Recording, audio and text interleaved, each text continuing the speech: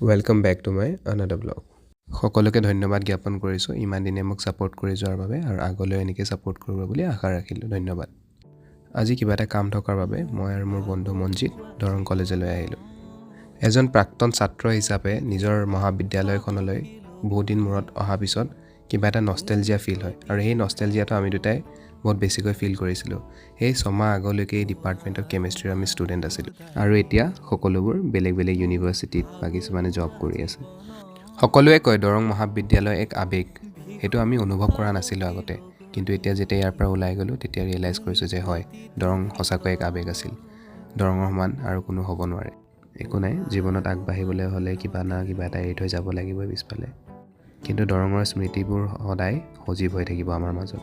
সেই আড্ডা মৰা স্পটবোৰ, চাহ খোৱা জেগাবোৰ, সেই মেমৰিজবোৰ এতিয়াও আমাৰ মনত আগৰ দৰেই আছে। আমি থাকোঁতে দৰং কলেজ আছিলে, আমি ওলোৱাৰ পিছত দৰং কলেজ অট'নমাছ হৈ গ'ল।